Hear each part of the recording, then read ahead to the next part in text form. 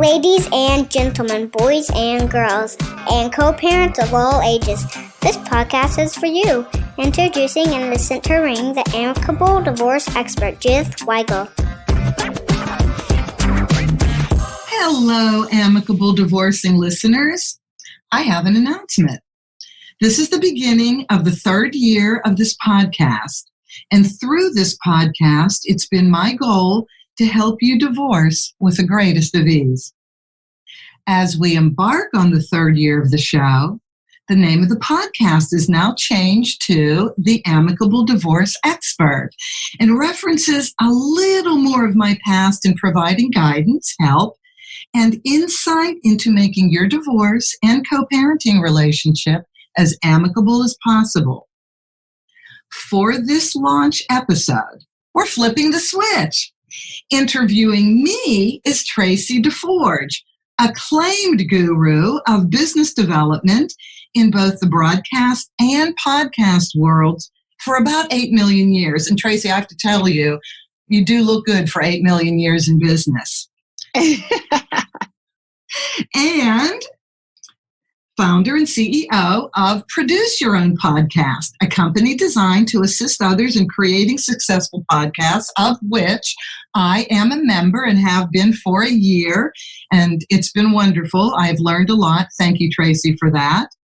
Lastly, Tracy's host of her own podcast, Journey to There, a place for women to share career and life fulfillment by exploring the intersection between personal and business growth. Ladies and gentlemen, I introduce Tracy DeForge. And ladies and gentlemen, I have the pleasure of introducing the Amicable Divorce Expert, Judith Weigel. I'm so happy to be here with you today. Thank you, Tracy. Thank you for inviting me. To your own show. Okay, well, let's get this party started because I, like so many of your listeners, are so curious to know more about the Amicable Divorce Expert and just about who you are and so many interesting and fascinating things about Judith Weigel. So it is the second year anniversary of your podcast, Amicable Divorce Expert, formerly known as Constructive Uncoupling. In fact, the launch of your rebrand to Amicable Divorce Expert is today. Why did you change the name? I liked Constructive Uncoupling. It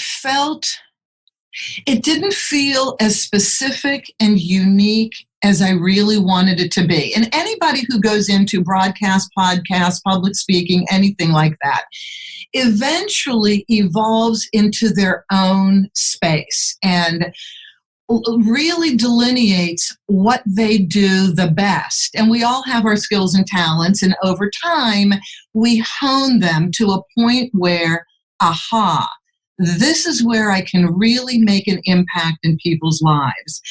So in the divorce business, we all throw around the word amicable a lot, and that being the opposite of litigious.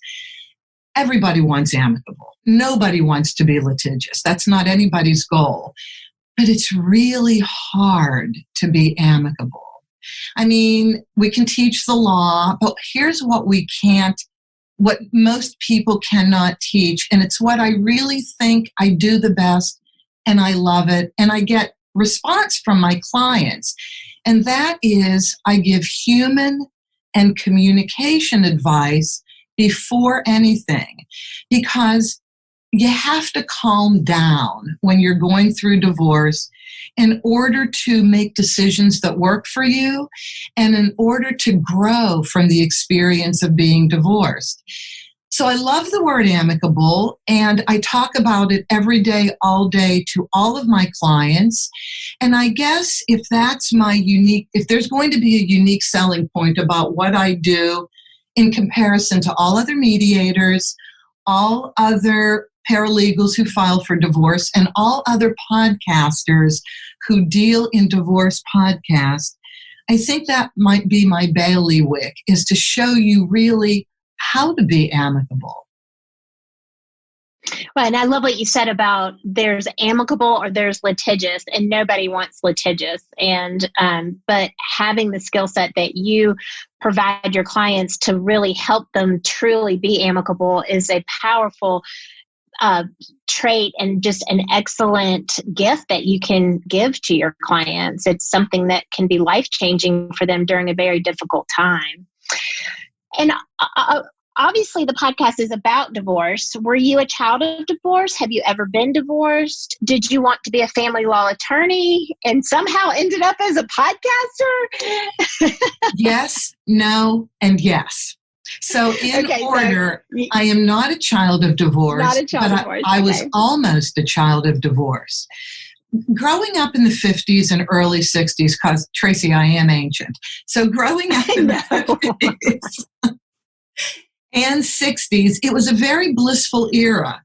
But women of the 50s, parents, mothers of the 50s, were very troubled. And therapy was not part of the lexicon in the 50s.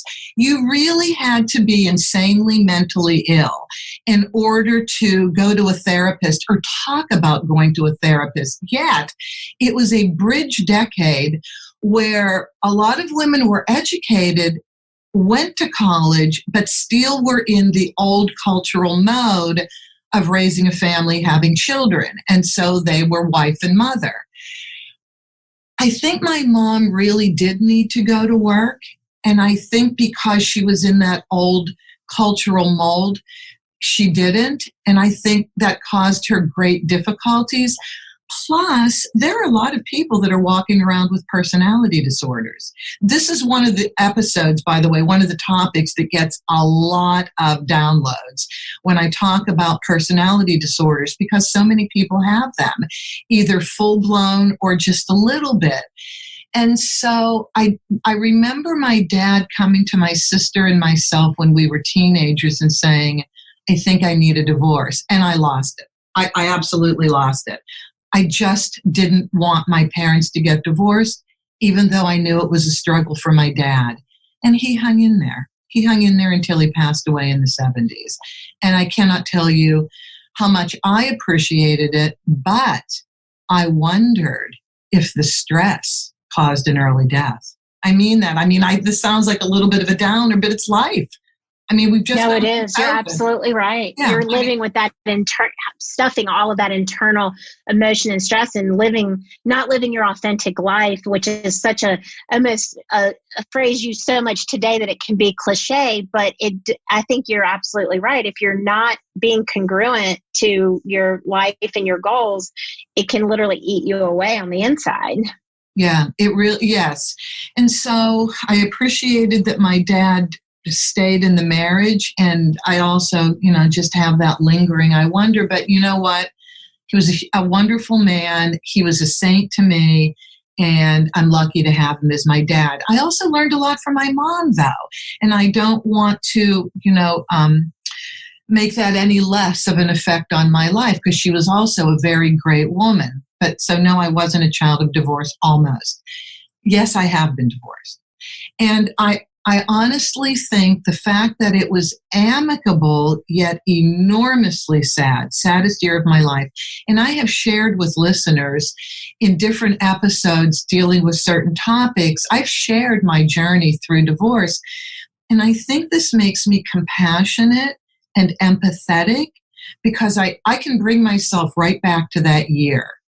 So there were no issues of money. We made the same amount of money. We had no children. We had no assets to fight over, no debt to deal with. But it's still sad. I think it was the right thing to do. I don't have any lingering doubt that it was the right thing to do. And even when you know that you're doing the right thing, it doesn't lessen the impact, the sadness, because it's a life change. Not only is it an identity change, married to single, and why? And then you almost feel like you have to justify why you're getting divorced. That's what a lot of people go through. So, yes, I can always bring myself back to the feeling I had that year and what I did to keep myself together, still working. I was in the middle of a new career in entertainment in Los Angeles, and I had to be focused. I had clients I had to attend to. And I do remember that I would go home at night. I am not the person that talked to everybody under the sun about my troubles. I was always silent, and I went home and processed to myself and then got up the next day and worked. I exercised a lot. So I know the value of self-care and how important it is to do that when you're going through divorce, because you have a lot on your plate. You do.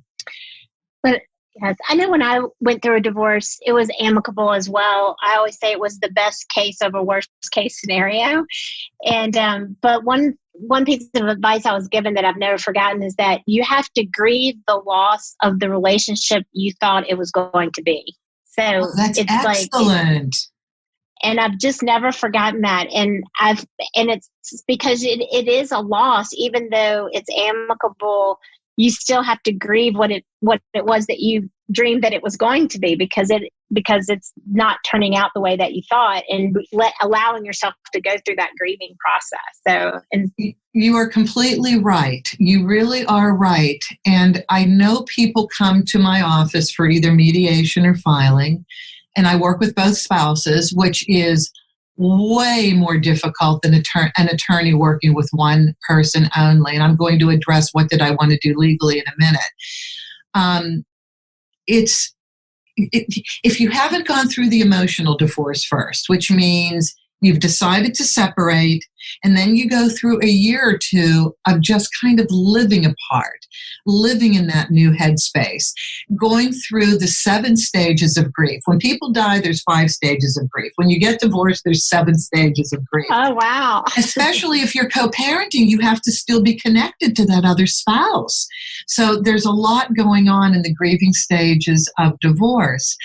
And if you allow time to be your healer and you really get busy on processing the cultural impact, the familial impact, the religious impact, the social impact, and the legal and financial impact of getting divorced, then you can engage in the legal divorce. And so this brings me to the third part of your question, and that was, did you ever want to be an attorney? Well, I was a debater in high school, and I loved oral argument a lot. And so attorneys fascinated me, but I actually took the LSAT, which is the legal SATs. Right. I was always working in entertainment once I graduated from college, so happily in the business end of entertainment. At one point in the early 90s, I was in Los Angeles, and this is a thriving legal community here, as well as a thriving entertainment community and media community. But I thought, you know what? I think it's interesting to be an attorney. Let me go take the LSAT and see if I qualify to get into law school. And I took the LSAT like we took our SATs in high school. In my age category, which is the late 60s, nobody studied for it. You were either good at math and English or you weren't. If you weren't good at math and English, you didn't go to college. You went out, you got a job, you worked, you earned your own business, and you were a thriving person. But that if you were good at math and English and you wanted to go into a profession that required a college degree, so you took the SATs. So that's how I took the LSATs. I just signed up, went in, took them. And I actually got a score that would allow me into, I call it the Bullocks-Wilshire Law School. So in Los Angeles, on the west side, we have Westwood. And when I came here, we had stores that we don't have now. We had iMagnin. We don't have that anymore. But we had Bullocks on Wilshire, and it was one of the nicest stores in town, one of the high-grade stores. That building is made into a law school. So I call it the Bullocks-Wilshire Law School for that reason. So I was really happy that I got a really good score. And if I chose to go to law school, I could go to not Yale, not Harvard, but a law school, which is fine. I didn't realize till I was watching Legally Blonde, which is one of my favorite 5 all-time movies. You actually study for the LSATs. People actually studied. I didn't, and I'm so happy I didn't, because here's what I learned taking the LSAT, and here's what I would like to share with people who may be interested in law school. You have to think unlike normal people think. It's not normal to think like a lawyer. It just isn't. It's a great point. And I mean, no disrespect to lawyers, because I have a ton of them on the show. It's a little convoluted sometimes. And when I was looking at all these examples, if not X, then Y, if not Y, then Z, if not Z, then X and Y, I'm like, no. Life is complicated enough. I can't think like this. But journey to there, life has a way of taking hold of you, doesn't it, Tracy? It absolutely will guide you in where you're supposed to go if you will listen and pay attention. That's right. And I mean, listen to yourself. Yes. And sometimes you say, what the heck? No. What the heck? No. And then an opportunity just keeps presenting itself to you enough times that you say, okay, stop, wait. What is this? I have no idea. A mediation was presented to me by 2 female attorneys when I was living in Palm Springs in the early 2000s. I needed to retire early for a while, so I moved to Palm Springs. But I wrote a book, and I really was trying to work, but it felt like retirement. Anyway, 2 female attorneys came up to me and said, you know, you have a really interesting personality for mediation. You should consider it.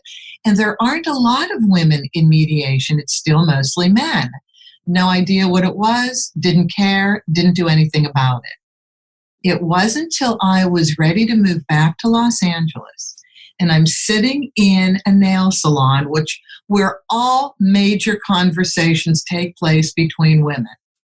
Or your hair salon, but yes, either way. That's right. So I'm sitting next to this woman who said, 3rd time, you know, you have a really interesting personality for mediation. You should consider it. I said, okay, it's now time for me to ask, what is mediation and why are you saying this? You're the 3rd person. She eventually became the person that I bought the company from that I run now, Divorce Resource Inc. I love that story. Again, like we have so many interesting similarities, because I always say if I hear something 3 times from 3 different places, that's the universe's way of telling me I need to pay attention to whatever it is. So if 3 people tell me, different people tell me I need to read this book, or 3 different people say, it comes at me from different directions. It's the power of 3. If I get that message 3 times from 3 different places, I'm like, okay, I hear you. This doesn't make any sense to me, but I'll go with it. So, you know, I love the power of 3. And I think I want to share with our listeners the power of 3 in the decisions coming up to be divorced, maybe.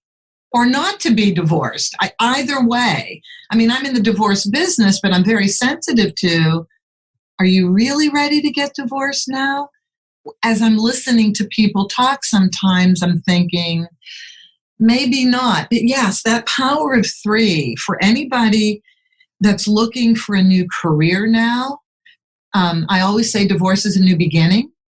And let's use it as an opportunity to grow in ways that maybe you've put on the shelf for a while, maybe in ways that you've been a little fearful of. I mean, look, divorce is fearful enough, so go for the fear. Go for broke on fear. You know, just do what you want to do and make this your opportunity to do it. But anyway, that's how I ended up doing this. I started in mediation first, but I thought I was going to do entertainment mediation. So I actually put business cards together. I had the name of my company. Backstage Diplomat. It's trademarked, folks. Don't use it. But, you know, I called myself the Backstage Diplomat. Because that is such a great name, and you're so smart for trademarking it. Oh, absolutely. But, you know, in live entertainment, which is my background, in live entertainment, anything can happen before showtime. People can get in arguments, but the show has to go on. And whoever's handling the event, and I was the person handling the entertainment component of an event or a show, I had to get really good at chilling people out backstage and just getting them performance ready. And we can deal with this later. Let's just have a great show now. So I guess I always did a little bit of that. It was adding the legal part that was a challenge to me. So I had to become a paralegal in order to file. When I bought the company in 2012, Divorce Resource Inc., which is how I mediate and file, I had an assistant who knew everything about filing. I knew nothing. She was brilliant. I adored her. We're friends now. She went on to have more children and grow a family, but she's the one that handled the filing, and I had to bring that on. That was actually a challenge. That was hard for me because you have to think in a different side of your brain. I was always very creative. I didn't find this creative at all. But when I said, well, wait a minute, let's just take a different look at this. How can we use the filing portion now that I have to do it myself in between assistants? And so I just said, okay, well, I can use it as downtime so that I can just relax and fill these forms out and make them the best they can be. And so that's how I integrated actual law, components of law into what I do. Well, you mentioned your wife in the entertainment business, and I just happen to know this about you, and it's one of my favorite things about you, and that is that you actually worked for the Clyde Beatty Cole Brothers Circus. I did. So, and I mean, we've had such a fun time integrating that into your new brand. It's just such a part of your creative and joyful soul. And I mean, was that a life dream for you to join the circus? I've literally never met anybody who actually worked in the circus, and I just adore that about you. So was it your dream, and how did you do it? And I know it has to have contributed to your skill set that you bring into your mediation practice. Well, this goes back to how do we choose our careers? No, I'd never seen a circus. I knew of the circus. I grew up in America, so I knew there were circuses. I was actually a performing musician. From the time I was 10 years old, I played flute. When I went to high school, went into competitions, joined chamber orchestras, community orchestras.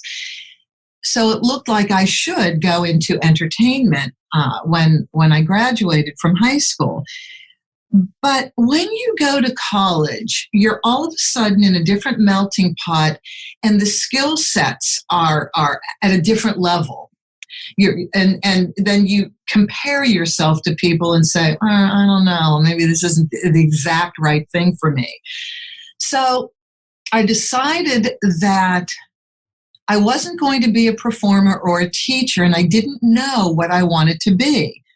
I did know that I had other skill sets like communications, live communication skill sets, journalistic skill sets. I could write.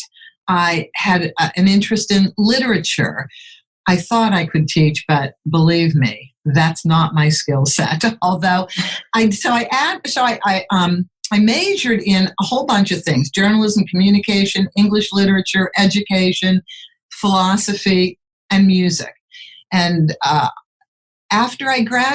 before I graduated, my dad sat me down. This is how it worked.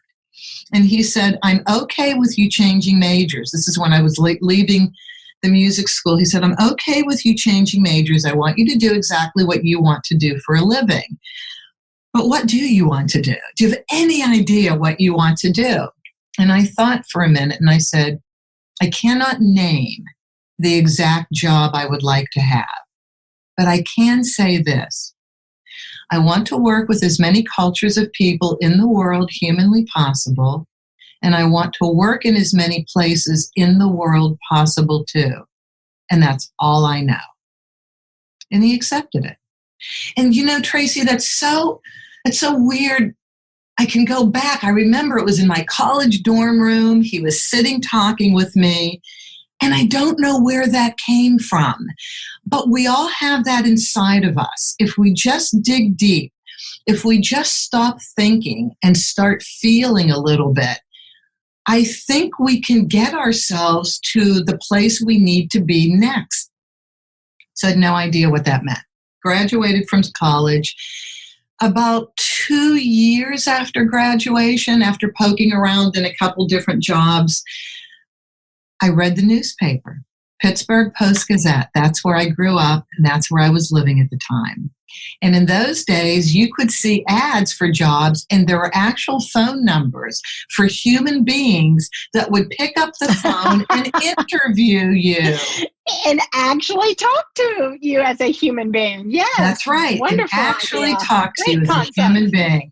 And that we're so missing that now with the way people apply for jobs. And I don't think it services the company or the candidate, but that's the topic for another. That's another episode we'll do together.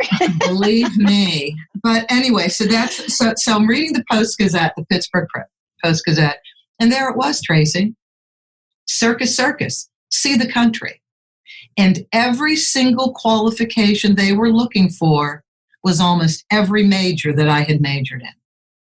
Entertainment, journalism, communications.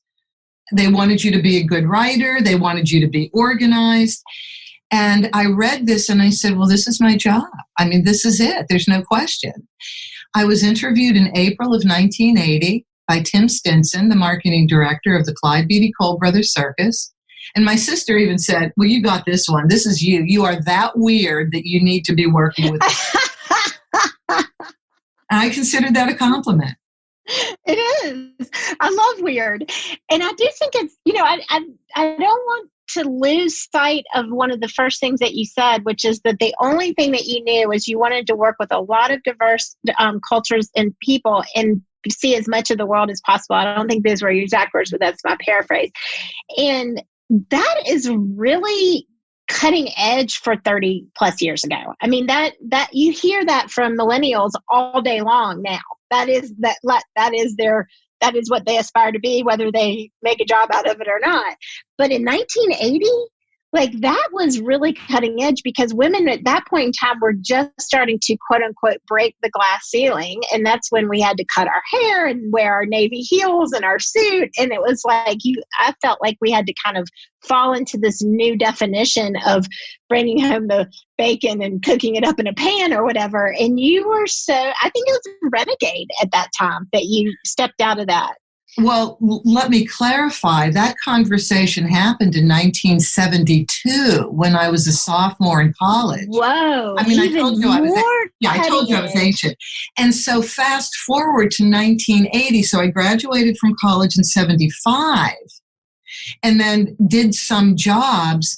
And then, yes, I guess it was 1980 that the circus opportunity came up. So here's my message to everybody listening. It doesn't happen overnight. You may have this vision or this feeling that you come up with and it makes sense, but it's not in your life right now. You have to live a little bit more. You have to experience a little bit more in order to recognize what's right for you. And then you know it when you know it. And it's like a relationship too. It's like people say you'll know when you know, and if you've never known, then you don't know yet. So that's right. That's exactly right. Person, the only way to be able to explain it is to experience it. Oh, I just think that there's so many life lessons. It feels like that you've learned through these experiences. How do those life lessons then work for you in the field of divorce? Okay, so the circus was the greatest job I could have ever had, bar none, hands down. I was in heaven every single day. What I loved about the circus when I was a marketing director and a tour booking agent and a location scout, because I did all of that in advance of the show, I enjoyed getting to know all the different families, where they came from, what their cultures were about, and of course, how they came to be performers in the circus. But when I was the dancing bear, the year that I married Clark Weigel, the band leader of the circus, who I had met in front of the hot dog stand on the Midway, the very first day I was on the circus in 1980. Wait a second, I lost my train of thought. What was I saying? About the life lessons from the life circus. Lessons. Thank you very much. Sorry about that. I actually went back to the hot dog stand. All of a sudden, and relived that. You were back meeting. with Clark on the first day. Yes. And by the way, listeners, if you want to see a picture of Judith in her dancing bear costume, you can see that on her new website. So we'll show you how to do that later. But anyway, because everybody needs to see the picture of you as the dancing bear to make it. This story is such a romantic fairy tale in itself that you kind of have to see it to believe it. It almost feels like that. It really, really does.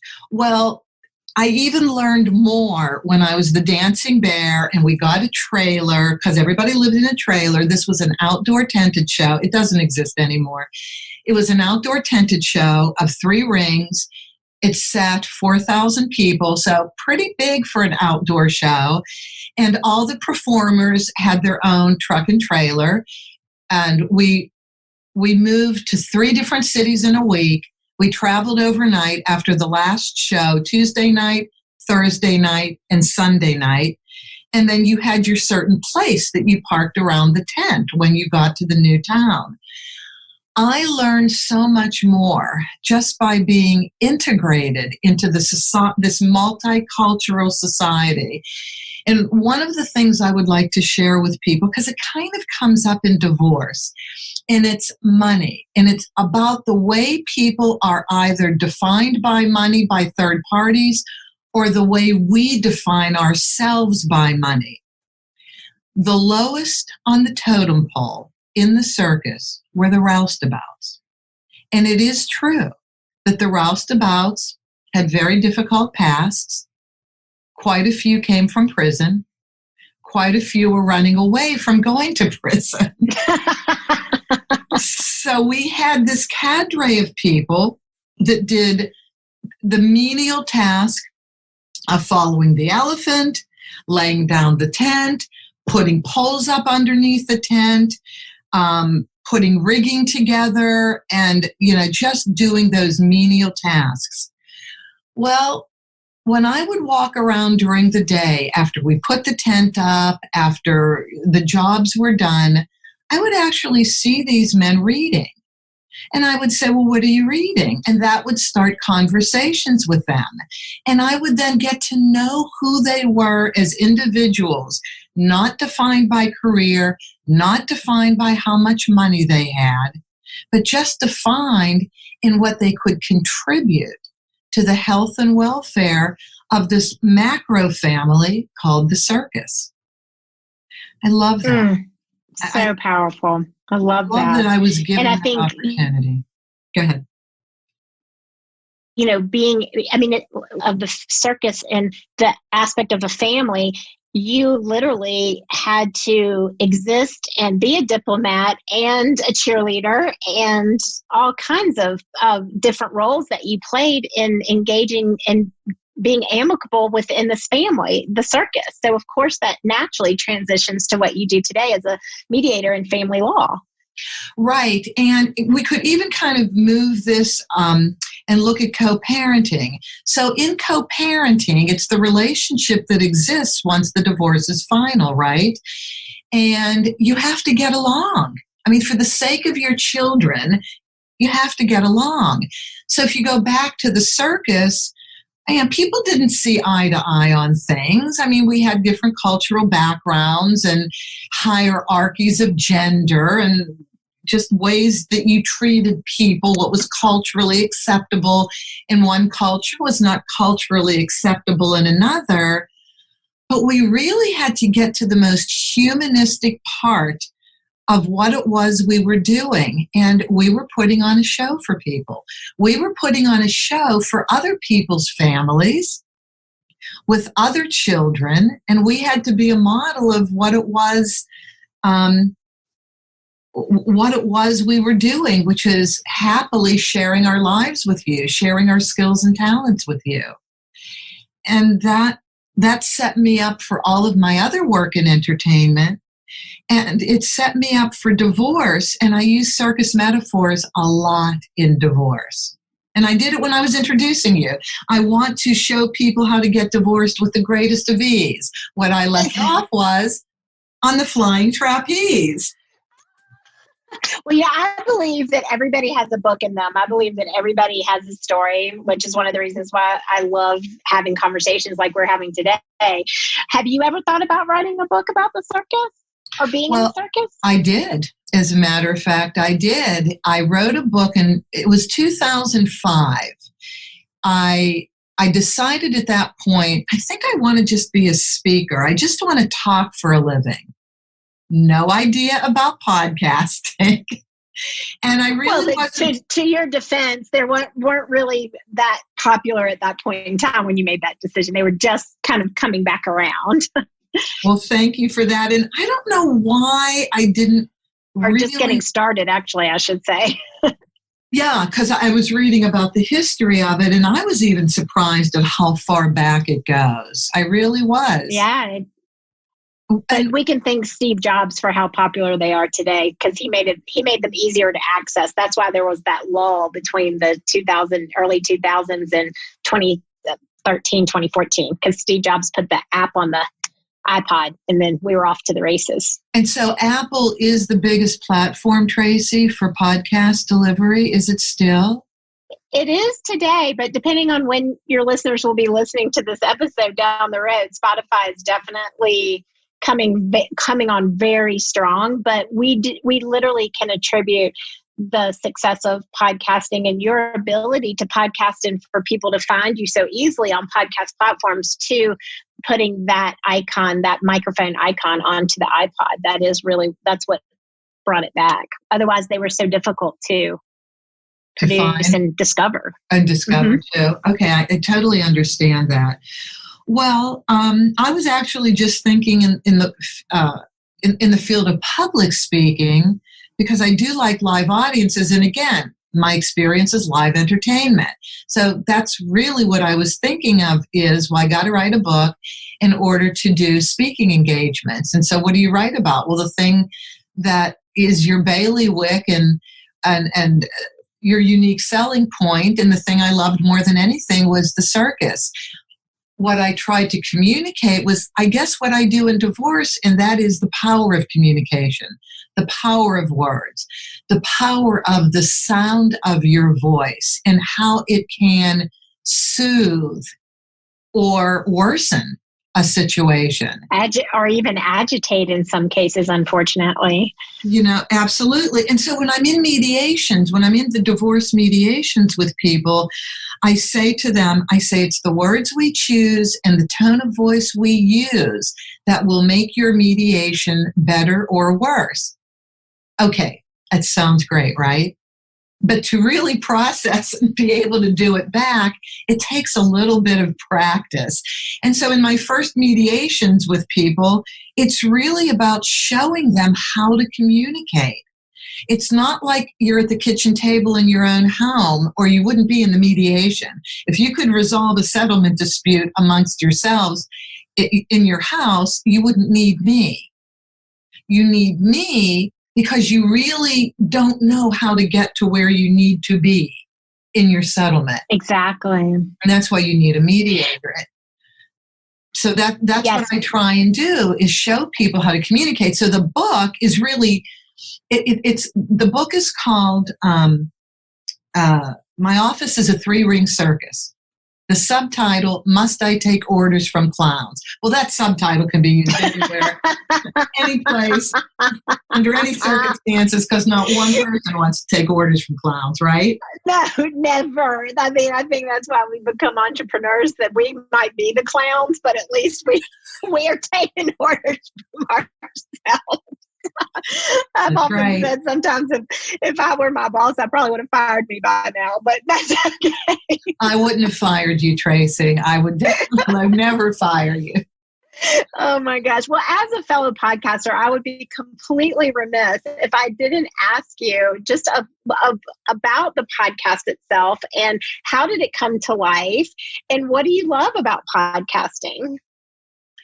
I love that I get to express myself verbally, that I get to move people's hearts, that I get to calm people down, and that I get to show people a different way of dealing with this really big task called divorce. I love interviewing people. I like bringing judges, attorneys, authors, therapists to the table.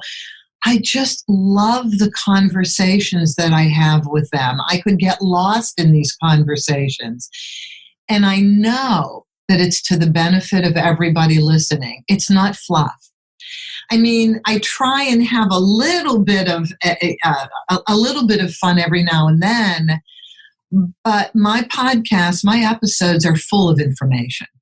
And I want you to leave each episode better off than when you turned it on. You know, with my company, Producer Podcast, one of the things and what we're built on is the two principles. One is that your voice matters. And secondly, is that it gives you the opportunity to change the conversation in your industry. And what I love about what you're doing is that you're creating these conversations and you really are changing that conversation to a place of positivity, to a place of hope, to a place of just that you encourage people to know and believe that divorce is a new beginning. So if there are people that are listening to your podcast who are struggling with the idea of whether or not they should or shouldn't get divorced, you provide them this really amazing content around how to do that amicably, and you reduce the fear and you encourage the life change and remove the fear piece of that and replace it with possibilities.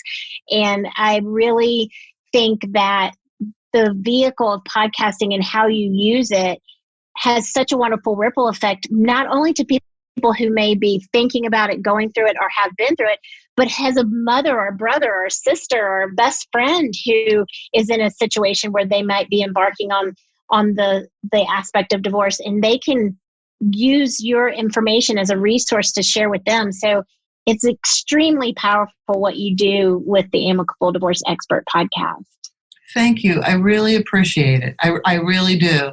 And I do think people need a place to go where they can just breathe and know that their time spent is going to be justifiable and beneficial and all of that. And there are a lot of other divorce podcasts. I know that. And they all have their own little individual niche. And I guess I go back to the way I got to the new title, Amicable Divorce Expert, because I'm not hearing anybody else do what I want to do. And that is to change your heart, change the way you speak, change the tone of your voice, and watch miracles happen. And it really is the power of communication in this most difficult area called divorce, where communication is at its lowest ebb. It couldn't get worse. That's why we're getting divorced. We don't communicate anymore. We don't communicate in terms of what we like to do together. We don't communicate intimately. We don't communicate verbally well. You know, that is the breakdown of the marriage, unless it's just you just evolved out of each other. But even that is a breakdown in communication. You don't necessarily have to argue, just silence. Long periods, days of silence where you don't connect, you don't speak to one another. There's a really good marker. Maybe you better reevaluate your relationship, because relationships are about communication, are they not? I mean, you have a wonderful marriage right now. I know you do. I listen to the way you talk about, I mean, I don't live with you, but. Well, I'm very, very blessed though. But I also have gratitude around the relationship, and I do feel very blessed. But I also know that I worked extremely hard on myself and learning how to communicate better and being able to have conversations that I'm always amicable to the degree of a fault almost. And so standing up for myself was always hard. And I did so much work on myself before I met my husband, there were 10 years in between my first marriage and my, what I call my last marriage.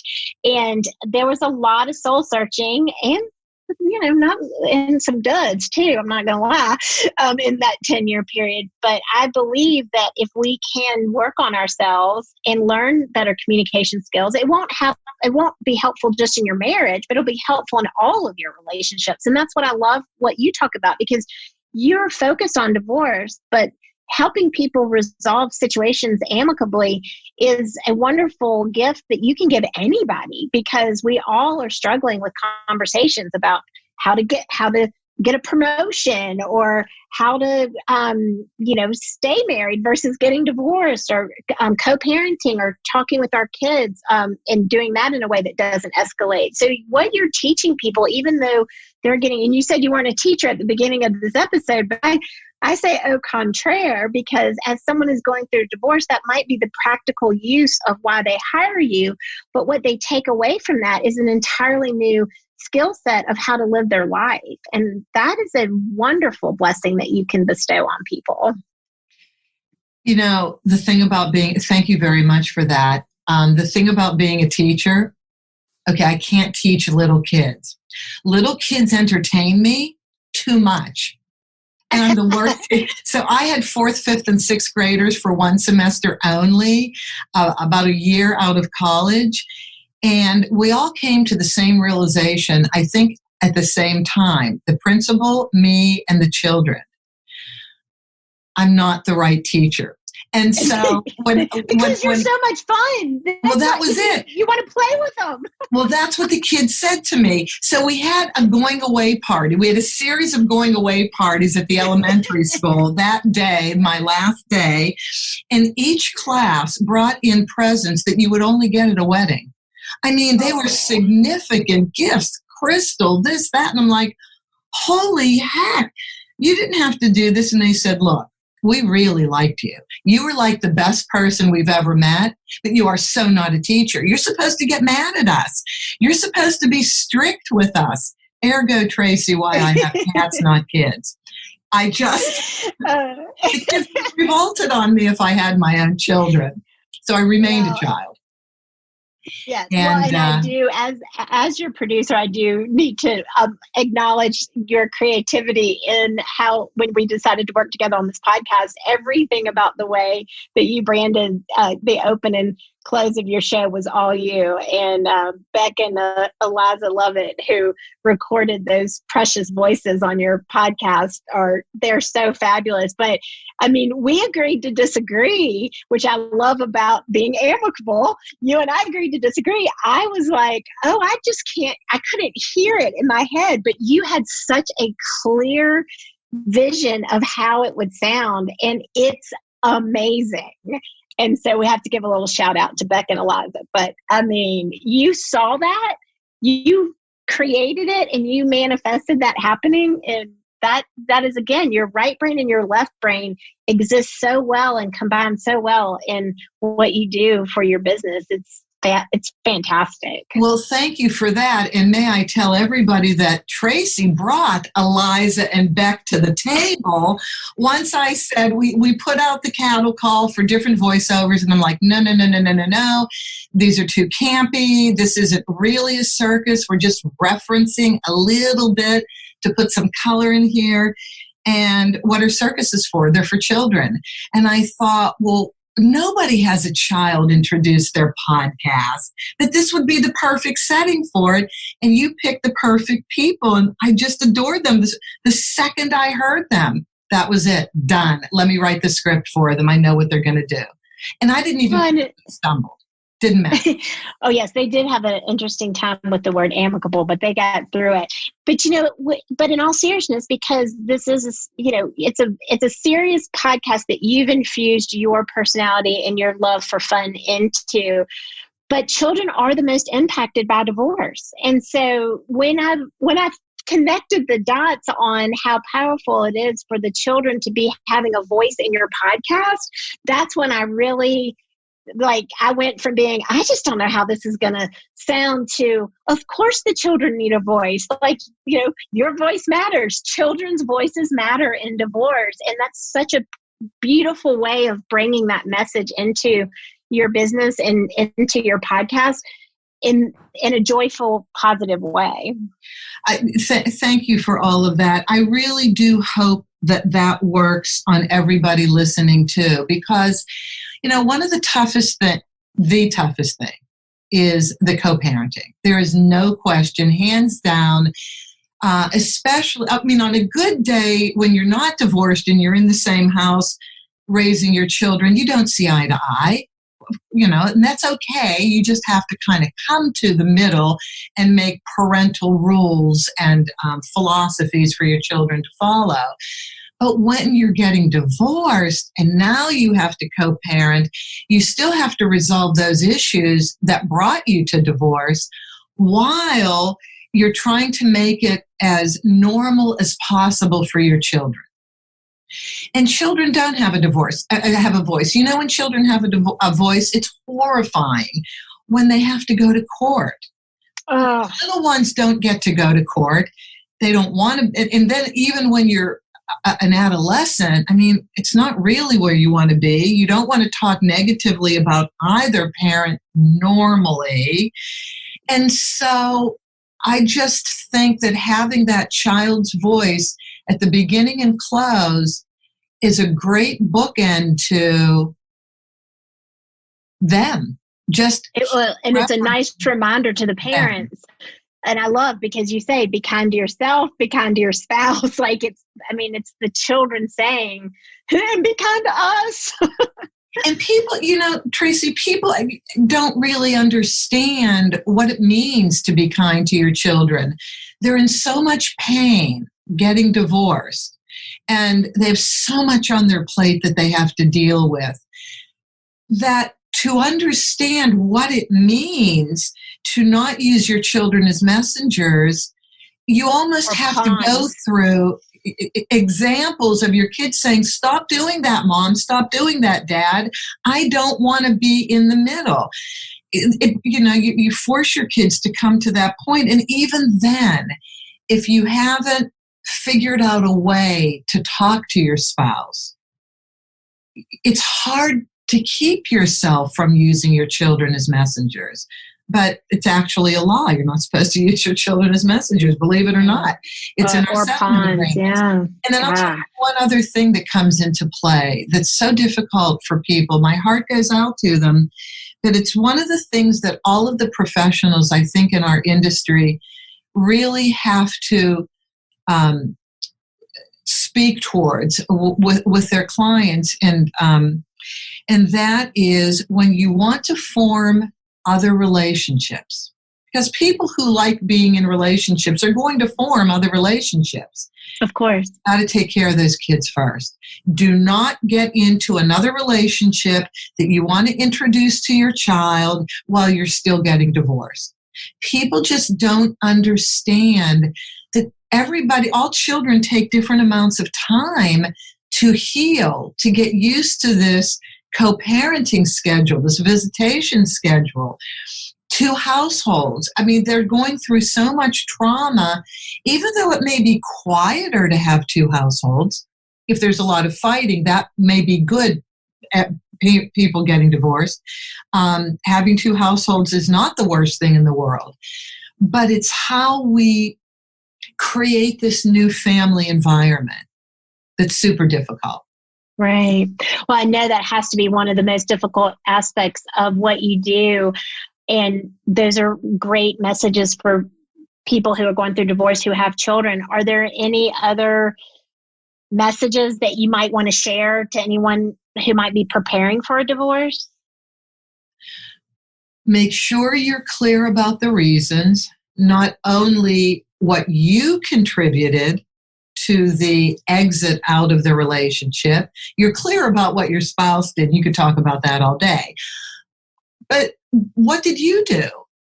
And I'm not saying that not every situation is completely a two-way street, but generally it is. Generally. And so really, everybody has a part in something. You have to see your part. Either you chose the wrong person to marry, you didn't pay attention to the warning signs, or you just changed maybe once you got married? Because, I mean, you've been married twice now. I've been married once. There is a little bit of a shift.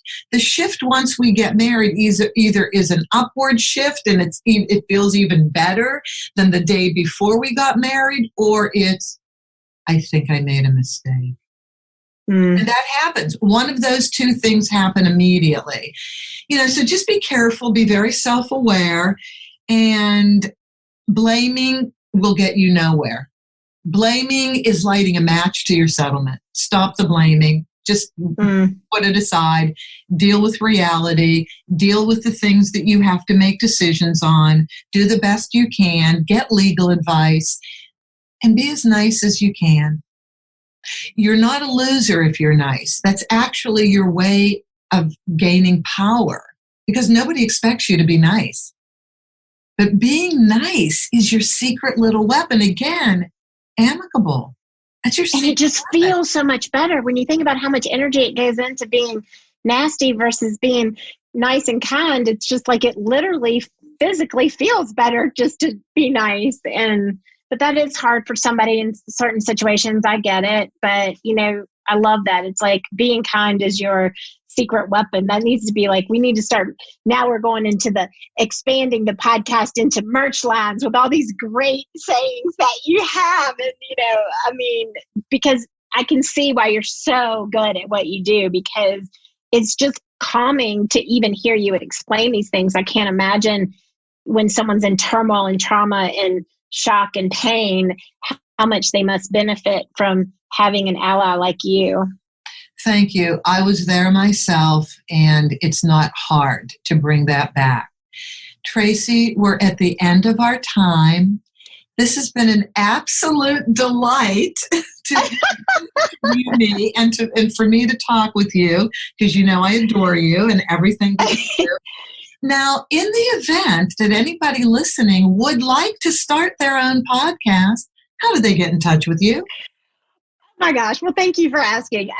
So you can go to produceyourpodcast.com, and I make it super easy. If you want to have a conversation with me, you can literally click a button and you can call me, or you can set up a call, and it's not a sales pitch. It's just a conversation about podcasting and whether or not it would be a fit. And so either of those two options, but produceyourpodcast.com. And how about people getting in touch with you? And people can get in touch with me by my email, Judith@theamicableddivorceexpert.com, Judith@theamicableddivorceexpert.com. But if you really would like to get a California divorce, please go to my other website, which is divorceresourceinc.com, divorceresourceinc.com. And I hope everybody got a lot of benefit out of this episode. I look forward to speaking to all of you next week. That's our show for today. Thank you for joining us. Be good to yourselves, be kind to your spouse, and cherish your children above all else.